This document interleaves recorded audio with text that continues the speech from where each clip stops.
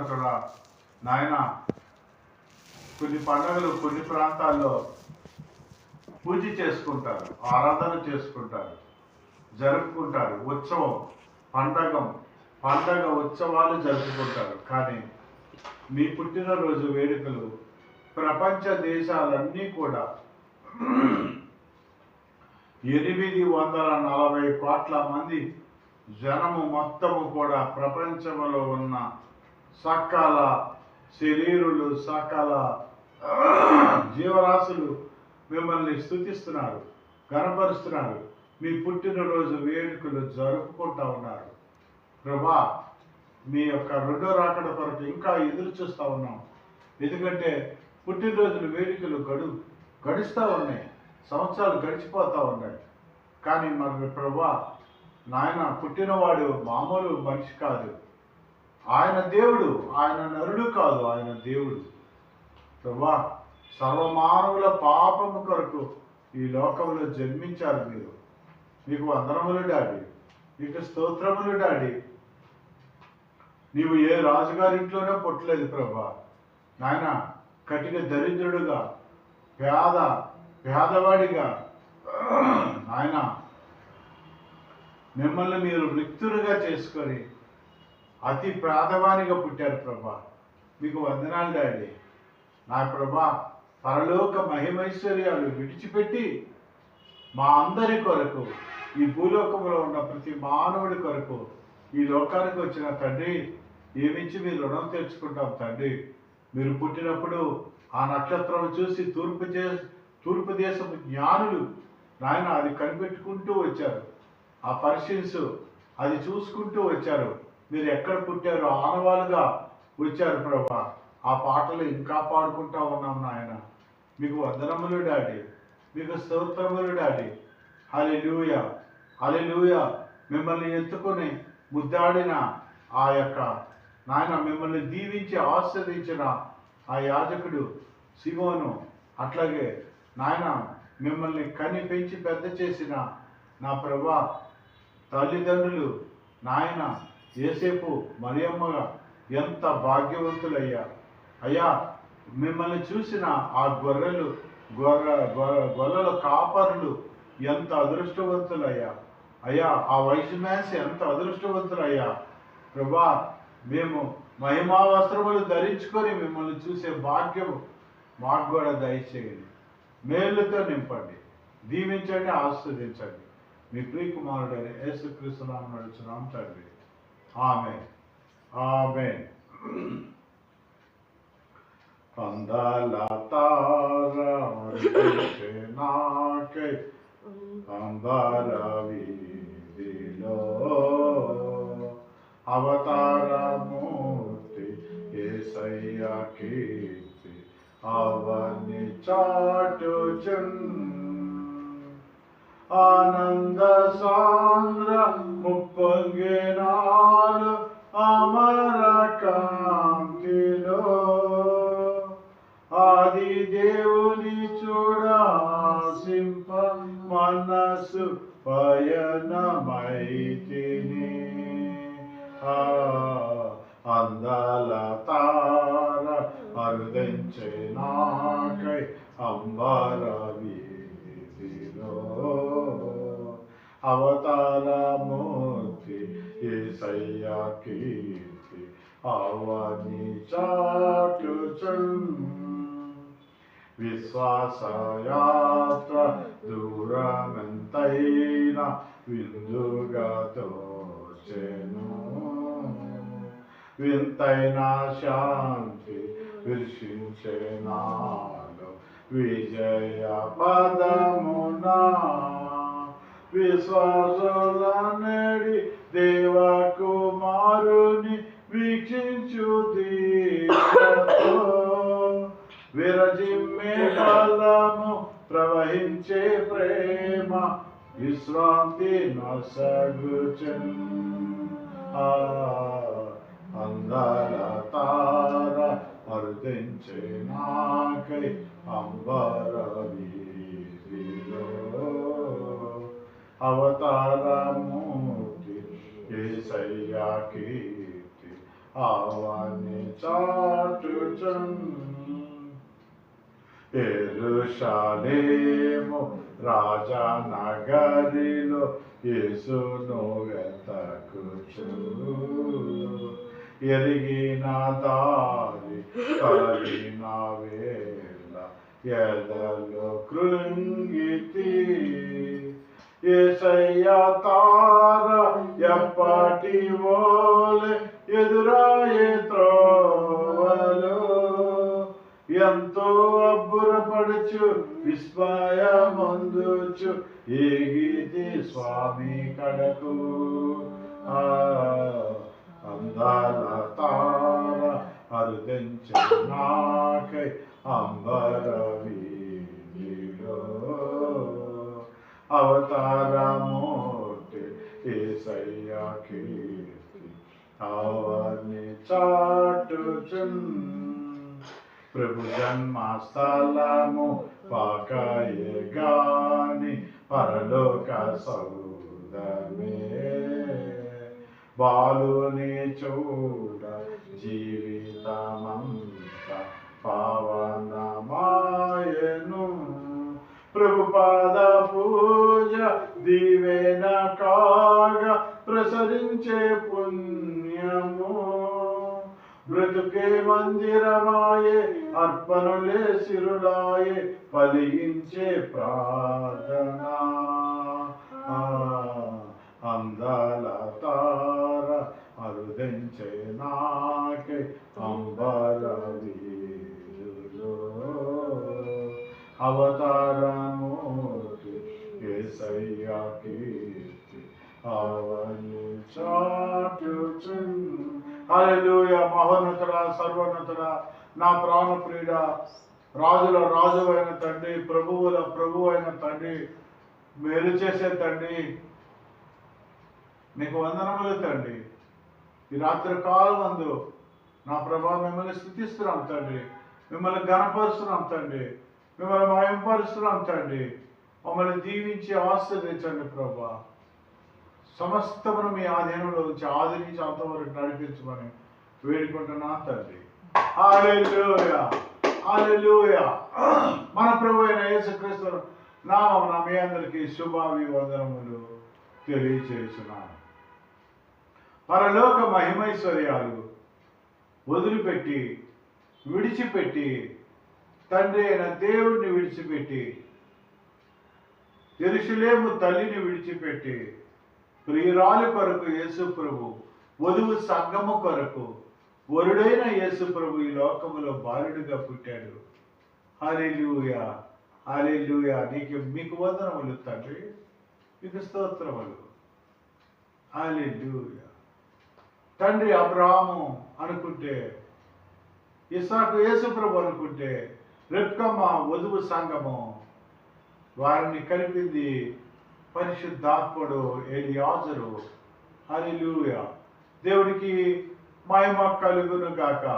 యేసుక్రీస్తు ప్రభు ఈ ప్రపంచంలో పుట్టడము, సర్వలోకం, అన్ని దేశాలు, అన్ని రాజ్యాలు ఆయన స్తుతిస్తున్నాయి, ఘనపరుస్తున్నాయి. ఆయన పుట్టినరోజు వేడుకలు ఘనముగా జరుపుకుంటున్నారు. మాకు కూడా ఈ భాగ్యము ఆయన స్తుతించుటకు ఇప్పుడు లైవ్లో చూస్తున్న మీకు ఆ భాగ్యము, ఆ ప్రసన్నత మనము పొందుకున్నాము. హల్లెలూయా, హల్లెలూయా. నిశ్చయముగా ఆయన ప్రసన్నత మనము పొందుకుంటా ఉన్నాము. ఆయన దీనుల కొరకే వచ్చాడు, ఆయన దీనుల కొరకే వచ్చాడు. యాకోబు భార్య అయినటువంటి లేయా, మరి చూడండి, ఆదికాండం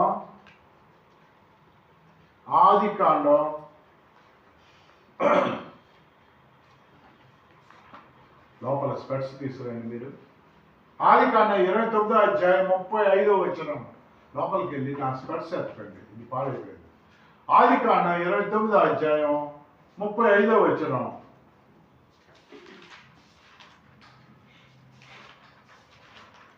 ఎందుకంటే పోనీ ఆ ముందు నుంచి చదివినా పర్వాలేదు.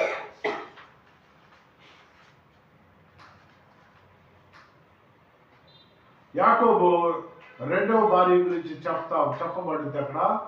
యాకోబు లేయా కంటే రాహేలును రాహేలుని బాగుగా ప్రేమించి అతనికి మరి 7 ఏళ్ళు కొలువు చేసెను. ఆ భార్య కొరకు 7 ఏళ్ళు కొలువు చేశాడు. మామగారి దగ్గర గొర్రెల కాపర్లుగా ఉన్నాడు. ఎందుకంటే ఆ రెండో కూతుర్ని బాగా లవ్ చేశాడు, ప్రేమించాడు. కనుక అతను రాహేలు కంటే, లేయా కంటే రాహేలుని ప్రేమించాడు. చదవండి. లేయా ద్వేషింపబడుట యెహోవా చూచి ఆమె గర్భము తెరిచెను. హల్లెలూయా. చాలండి. లేయా అటెళ్ళండి. లేయా గర్భము తెరిచి, ఏమండి లేయా గర్భం ఎందుకు తెరిచాడో తెలుసా? లేయా గర్భం ఎందుకు తెరిచాడో తెలుసా? హల్లెలూయా. ప్రతి విధమైన అంధకార శక్తులు నజరైన యేసు క్రీస్తు నామమున బంధిస్తున్నాడు. యూఫ్రటీస్ నది వద్ద నాయన మీరు ఆ యొక్క 4 భూతములను మీరు బంధించి ఉన్నారు. కనుక ఇప్పుడు బంధిస్తున్నాను ప్రభా. మీ వాక్యము వ్యక్తపడలేకుండా నా ప్రభా శబ్దములు దుష్టపు నాయన దుష్టుడు అనేకమైన కార్యాలు చేస్తా ఉన్నాడు. దగ్గు రావటం, బయట శబ్దాలు, దారుణమైన వ్యక్తులు, ఇదిగో స్పెట్స్ పాడవటం, వాడికి వాక్యం పడటం ఇష్టం లేదు ప్రభా. కానీ నా ప్రభా మీరన్నీ సమకూర్చగలరు నాయన, మేలు చేయగలరు, మేలు చేసే దేవుడు. రాహేలుని నాయన, రాహేలుని హల్లెలూయా, హల్లెలూయా. దేవుడికి మహిమ. ఆదికాండం 29వ అధ్యాయం 35వ వచనం ముందు వచనాన్ని చదివాను. ఇప్పుడు రాహేలుని ఎక్కువ ఇష్టపడేవాడు. రాహేలుని ఎక్కువ ఇష్టపడ్డాడు, లేయాని ద్వేషించాడు. ఈ ద్వేషించే వాళ్ళనే దేవుడు చూస్తాడు. ఇదేంటండి యేసు ప్రభు పుట్టుక గురించి చెప్పమంటే వాళ్ళెవరో యాకోబు, లేయా ఇవన్నీ చెబుతున్నారు ఏంటండి మీరు? అక్కడికే వస్తున్నా. చూడండి, చదవాలి. లేయా ద్వేషింపబడుట చూచి యెహోవా ఆమె గర్భము తెరిచెను. హల్లెలూయా. ఆమె గర్భము తెరిచెను. దేవుడు అంట ఆమె గర్భము తెరిచాడంట. ఎందుకో తెలుసా? ఎవరైతే ద్వేషింపబడతారో వారి గర్భాలే తెరవబడతాయి.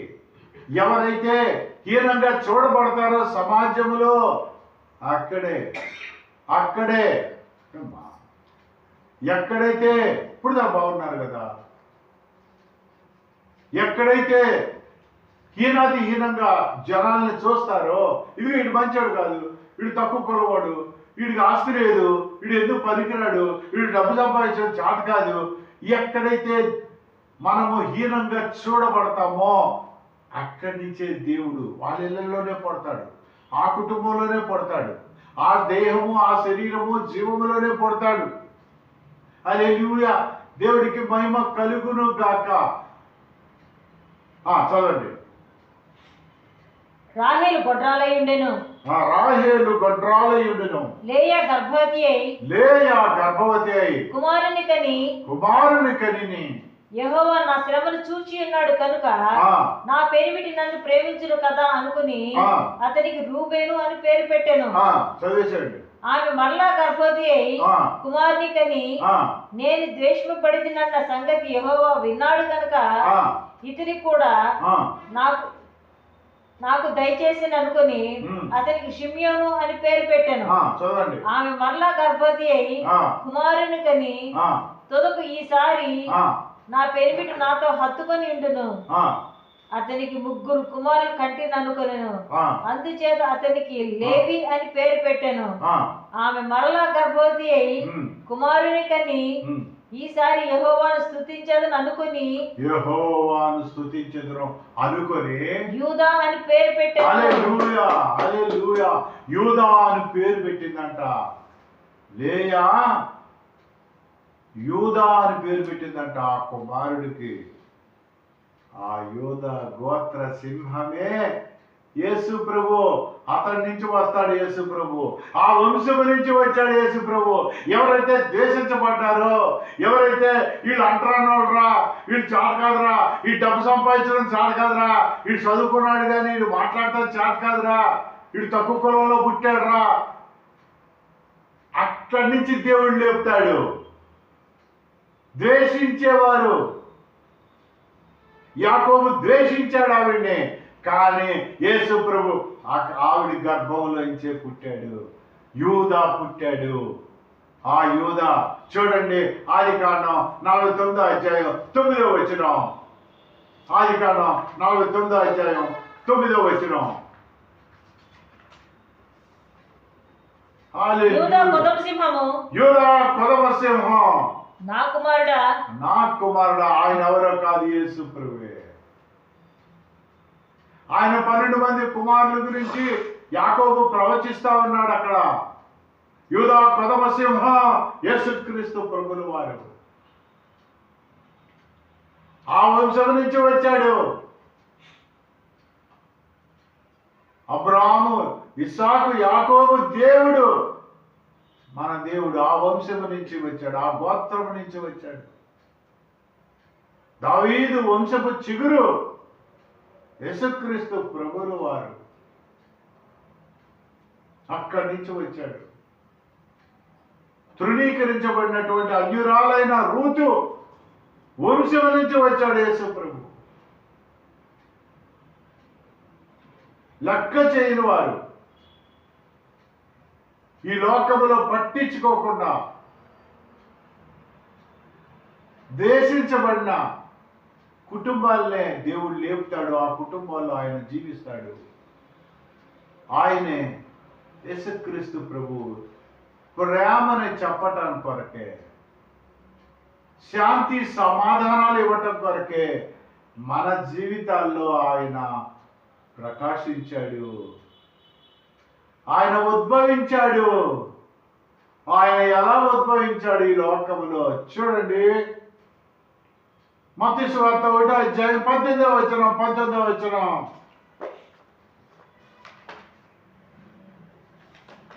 మత్తయి సువార్త 1వ అధ్యాయం 18, 19.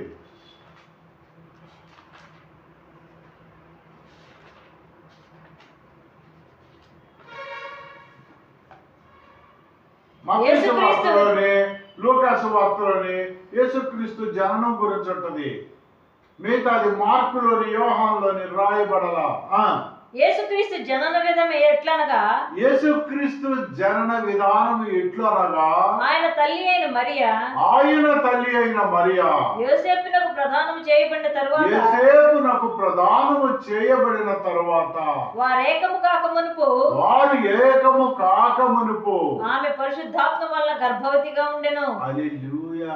ఆమె పరిశుద్ధాత్మ వల్ల గర్భము ధరించింది.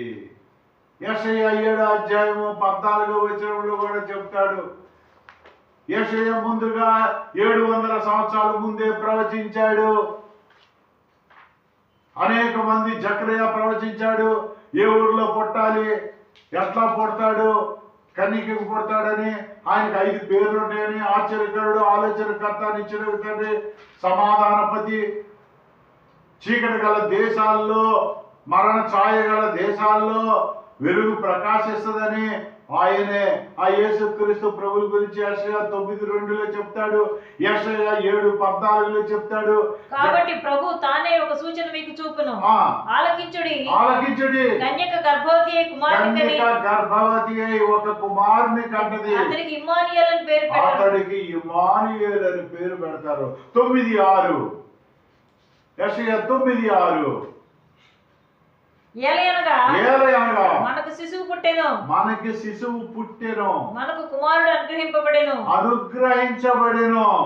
ఆయన భుజం మీద రాజ్యభారం ఉండును. అనుగ్రహించబడటం వేరు, కనటం వేరు.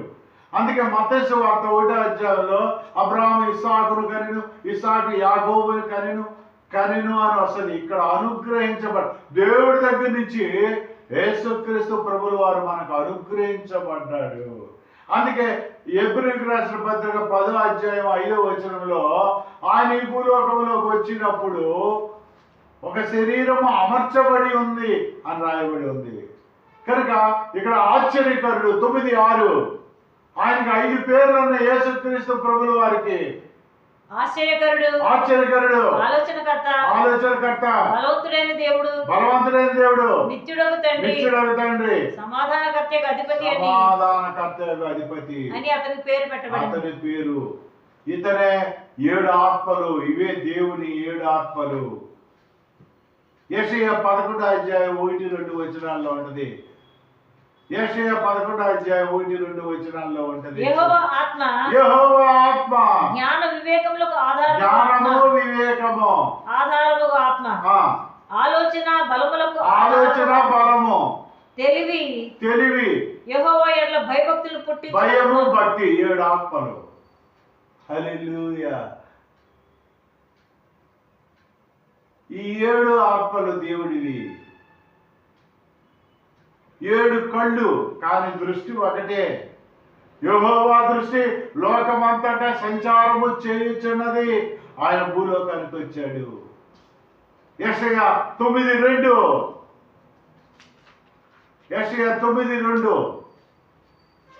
మరణ చీకటిలో నడుచు జనులు గొప్ప వెలుగును చూస్తా ఉన్నారు. మరణ ఛాయల గల దేశ నివాసుల మీద వెలుగు ప్రకాశించును. చూడండి, 240 దేశాల్లో దాదాపుగా ఇప్పుడు 70 దేశాల్లో యుద్ధ మేఘాలే ఉన్నాయి. ఈ దేశం ఆ దేశం పడదు, ఆ దేశం పడదు. పాలస్తీనా ఇజ్రాయెల్కి పడదు, మనకి పాకిస్తాన్కి పడదు, మనకి చైనాకి పడదు, అమెరికా రష్యాకి పడదు, క్యూబాకి అమెరికాకి పడదు. ప్రపంచ దేశాలు ఎప్పుడు కొట్టుకోవడమే. నార్త్ కొరియా సౌత్ కొరియాకి పడదు. అన్ని యుద్ధ మేఘాలే ప్రపంచంలో. ఎటు చూసినా యుద్ధమే. ఎప్పుడు జీవితాంతం యుద్ధం జరుగుతూనే ఉంటది. మరణ ఛాయలు గల దేశములలో వెలుగు ప్రకాశించింది యేసు ప్రభువే. ఆయన పుట్టినప్పుడు మనశ్శాంతి లేదు. యేసు జననం కొంతమందికి మరణం. మళ్ళా వినండి, యేసు జననం కొంతమందికి మరణం. యేసు మరణం సర్వ సృష్టికి జననం. యేసు మరణం సర్వ సృష్టికి జననం. యేసు జననం కొంతమందికి మరణం. ఆయన పుడితే చచ్చిపోవడం ఏంటండి?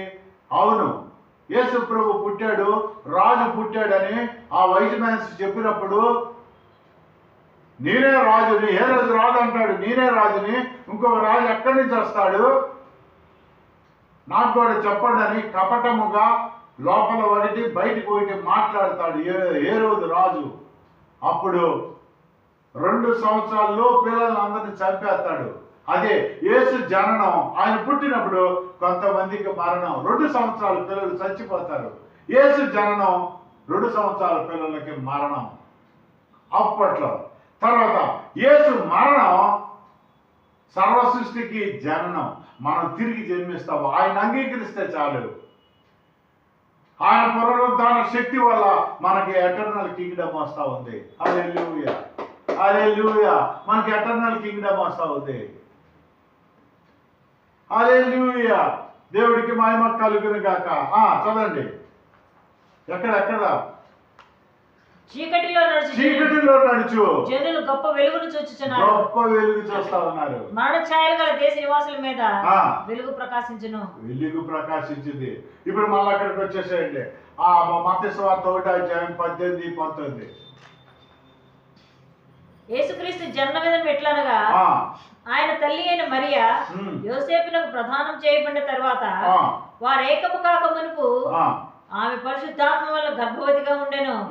ఆమె భర్త అయిన యోసేపు నీతివంతుడై ఉండి చూసారా, మనకు ఆ పేరుందా? బాప్తిసం తీసుకున్నాం, మారు మనసు పొందామని చెప్తున్నాం, బాప్తిసం తీసుకుంటున్నాం, ఎన్నో సంవత్సరాలు క్రిస్మస్ ఆరాధనలో పాల్గొంటున్నాం, ఎన్నో సంవత్సరాల నుంచి మరి గుడ్ ఫ్రైడేలో పాల్గొంటున్నాం, ఈస్టర్లో పాల్గొంటున్నాం. ఎన్నో సంవత్సరాలు ఫస్ట్ ఇయర్ 31 డిసెంబర్, జనవరి 1 ఫంక్షన్ జరుపుకుంటా ఉన్నాం. మనకి నీతివంతుడని పేరు ఉన్నదా? అక్రమంగా సంపాదించేవాడి కింద పేరుందా? చూడండి, ఇక్కడ యోసేపుకి నీతివంతుడనే పేరుంది. హల్లెలూయా. ఆమె భర్త అయిన యోసేపు నీతిమంతుడయుండి ఆమెను అవమానపరచనల్లక రహస్యంగా ఆమెను విడనాడ ఉద్దేశించెను. చూసారా? రహస్యముగా విడనాడ. మామూలుగా అయితే నేను ఆవిడని కలవలేదు, శారీరకంగా జస్ట్ ప్రధానమైంది, ముట్టుకోలేదు, నువ్వు ఎవరితో సంబంధం పెట్టుకున్నావు, నువ్వు ఎక్కడ ఈ లోకంలో అక్కడ సంబంధం పెట్టుకున్నావు, ఊరంతా చెప్పి యాగం పాకం చేసేసేవారు. ఊరు మొత్తం గొడవ చేసేవారు. కానీ ఆయన నీతివంతుడు. ఆవిడ పరువు తీయటం ఆయనకి ఇష్టం లేదు. ఆయన కాముగా ఉన్నాడు. జస్ట్ విడిచేద్దాం, మనకు అవసరం లేదు అనుకున్నాడు. ఎందుకంటే అలా వదిలిపెట్టకపోతే ఏమవుతుందంటే, అలా ప్రధానము ద్వితీయోపదేశకాండం ఒక చోట ఉంటుంది ధర్మశాస్త్రంలో, ప్రధానం చేయబడి వదిలిపెట్టిన ఆడదాన్ని రాళ్ళ పెట్టి కొట్టి చంపాలి. రాళ్ళ పెట్టి కొట్టి చంపేస్తారు. ఆవిడికి ఆ బ్రతుకు రాకూడదు. నీతివంతుడు అంత గొప్పగా ఆలోచించాడు యోసేపు గారు.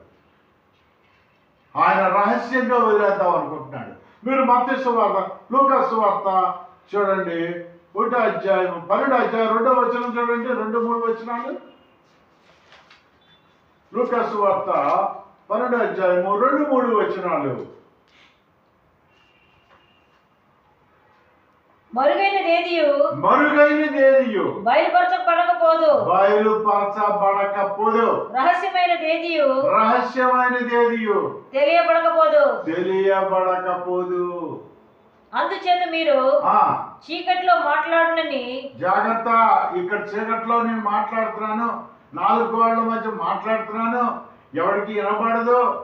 గోడలు సాక్ష్యం ఇస్తాయి, దూరాలు సాక్ష్యం ఇస్తాయి. అందుచేత మీరు చీకటిలో మాట్లాడుకున్నవి వెలుగులో వినబడును. మీరు గదులయందు చెవిలో చెప్పుకొనిది, అలారా ఇలారా, అలానా ఆవిడ ఇలారా, ఆవిడ మంచిది కాదురా, క్యారెక్టర్ కరెక్ట్ కాదురా,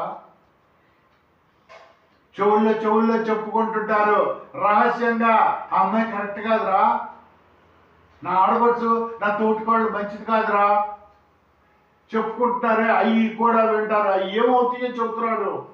చెవుల్లో చెప్పుకున్నవి మిద్దెల మీద చాటింపబడును. రహస్యంగా వదిలేద్దాం అనుకుంటున్నాడు. కానీ 2000 సంవత్సరాలు అయ్యా కూడా యోసేపు ఏమనుకుంటున్నాడు మనం చదివేస్తున్నాం. యోసేపు ఏమనుకుంటున్నాడు ఈ రోజు మనం చదువుతున్నాం. అంటే రహస్యమైనది ఏదియో మరుగై ఉండదు, బయలుపరచబడుతుంది. అయ్యా నేను దూరంగా, నేను అమెరికా పారిపోయి తప్పు చేసి వస్తాను, నేను చైనా పారిపోయి తప్పు చేస్తాను, నేను ఆస్ట్రేలియా పారిపోయి తప్పు చేస్తాను. దేవుడు చూస్తా ఉన్నాడు, నలుగురు చూస్తా ఉంటారు. ఫస్ట్ చూసేది ఎవరు? ఇద్దరిని వదిలిపెట్టేశాడు. యెషయా 1వ అధ్యాయం 2వ వచనం. ఇద్దరిని వదిలిపెట్టేశాడు. యెహోవా మాట్లాడుచున్నాడు. ఆకాశమా ఆలకించుమా, భూమి చెవియొగ్గుము. నేను పిల్లల్ని పెంచి గొప్పవారిగా చేసితిని. వారు నా మీద తిరగబడితిరి. చదవండి. ఎద్దు తన కామందు ఓకే కాదు, సూర్యుడు అక్కడ 3వ దానికి వెళ్ళిపోయారంటే అసలు అక్కడ యెషయా 1:2 ఉజ్జియా యోతాను ఆహాజు హిజ్కియా యూదా రాజుల దినములలో మీరు యెషయా 1:2 చదవట్లా. యెహోవా మాట్లాడుచున్నాడు. ఆకాశమా ఆలకింపు, ఆకాశమా ఆలకించుము, భూమి చెవియొగ్గుము. భూమి చెవియొగ్గుము. ఈ రెండింటిని వదిలిపెట్టాడు. అమెరికా వెళ్ళిపోయినా, ఆస్ట్రేలియా వెళ్ళిపోయినా, జపాన్ వెళ్ళిపోయినా, ప్రపంచం ఎక్కడికి వెళ్ళినా ఆకాశం ఉంటుంది, భూమి ఉంటుంది. అవి చూస్తా ఉంటాయి. నెక్స్ట్ దేవుడు చూస్తా ఉంటాడు. నెక్స్ట్ సాతాను చూస్తా ఉంటాడు. ఎందుకంటే ఈజ్ అక్యూజింగ్ అదర్స్.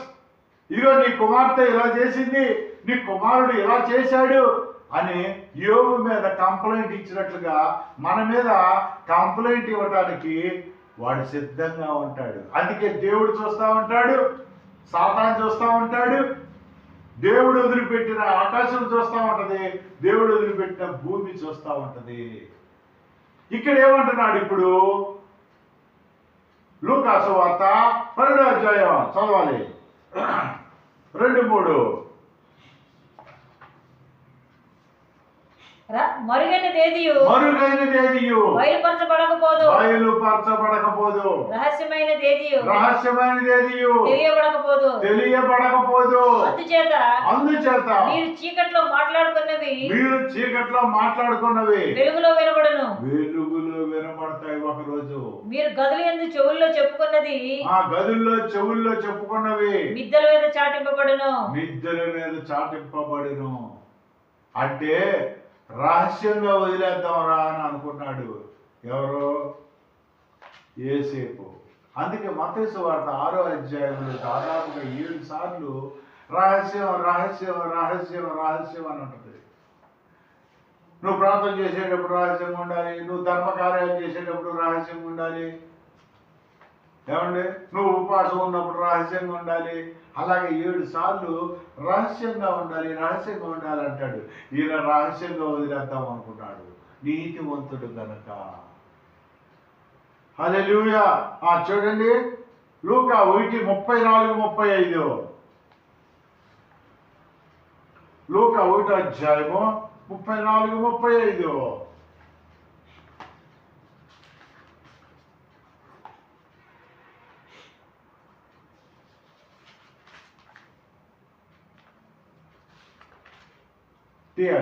అందుకు మరియా నేను పురుషుని ఎరుగని దాన్నో ఇది ఎలాగూ జరుగునని దూతతో అనగా, దూత పరిశుద్ధాత్మ నీ మీదకు వచ్చును. పరిశుద్ధాత్మ అంటే కన్యక గర్భం ధరించడం ఏంటి? యెషయాలో 7వ అధ్యాయం 14వ వచనంలో మనం చదివాం. కన్యకకి అంటే పెళ్లి కాని పిల్లకి ఎలాగ పిల్లలు పుడతారు? అక్కడేమో ముందు ప్రవచించేశాడు యెషయా గారు 600-700 సంవత్సరాల క్రితమే. కానీ ఎలా జరుగుద్ది, ఎట్లా గర్భం వస్తుందో చెప్తున్నాడు ఇక్కడ. పరిశుద్ధాత్మ నీ మీదకి వచ్చును. సర్వోన్నతుని శక్తి నిన్ను కమ్ముకొనును గనుక. సర్వోన్నతుని శక్తి, దేవుడి శక్తి కమ్ముకుంటదంట. పుట్టబోవు శిశువు పరిశుద్ధుడై. పుట్టబోవు శిశువు ఎప్పుడైతే దేవుని పరిశుద్ధాత్మ కమ్ముకుంటదో, పుట్టబోవు శిశువు పరిశుద్ధుడై దేవుని కుమారుడు అనబడును. ఎప్పుడైతే దేవుడి శక్తి మన మీదకు వస్తుందో అప్పుడు మనం ఏదైనా చేయగలుగుతాం. కనుక ఆయన శక్తి కొరకు చూడాలి.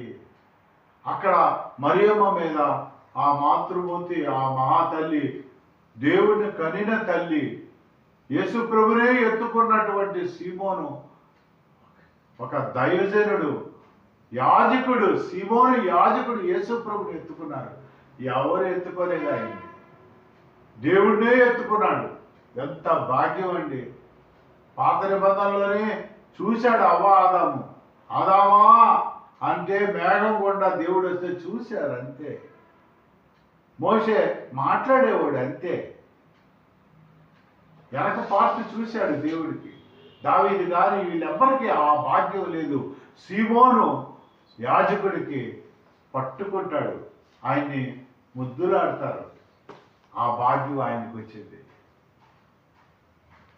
మనం యేసయ్య మన జీవితాల్లో రావటానికి మనం ఇష్టపడుతున్నామా? ఆయన పుట్టినరోజున మనము ఇష్టపడుతున్నామా? నాయన మా కుటుంబాల్లో నువ్వు రా నాయన, మా జీవితాల్లో గతంలో నీకు నచ్చనివి మేము అనేకమైనవి చేశాము. ఇదిగో ఈ ఇంకొక 5 రోజుల్లో ఈ యొక్క 2025 కూడా వెళ్ళిపోతా ఉంది. కొత్త సంవత్సరం మా జీవితంలో మీరు ప్రసాదించబోతా ఉన్నారు. మీకు వందనములు డాడీ, కర్తావే మీకు వందనాలు, పితాజీ మీకు స్తోత్రాలు, ఫాదర్ నీకు వందనాలు, నాయనా నీకు వందనాలు, అప్పా నీకు వందనాలు, ప్రభుని నీకు స్తోత్రం స్తోత్రం. మాకు మేలు చేయి నాయనా, మా కుటుంబానికి మేలు చేయటండి. నీకు మరుగైంది ఏది లేదు నాయన, సమస్తము నీకు ఎరికే ఉన్నావు నాయన. మా జీవితాలు బాగుపరిచిన ఆయన.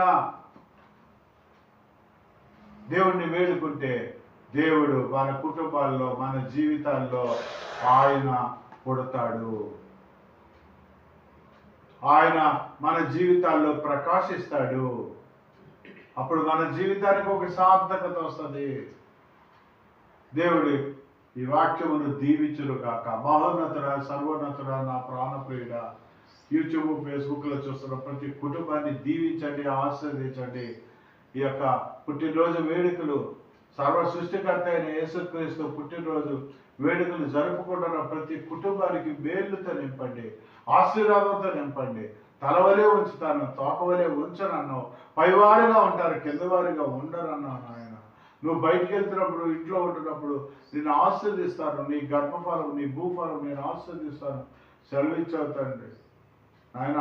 30 అంతలు, 60 అంతలు, 100 అంతలుగా ఇదిగో అడుగు వాటి కంటే ఊహించే వాటి కంటే అత్యధికంగా ఆశీర్దిస్తానన్నావు తండ్రి. మీకు స్తోత్రములు, దీవించి ఆశీర్దించమని మీ ప్రియకుమారుడు యేసుక్రీస్తు నామమున తండ్రి. ఆమేన్ ఆమేన్.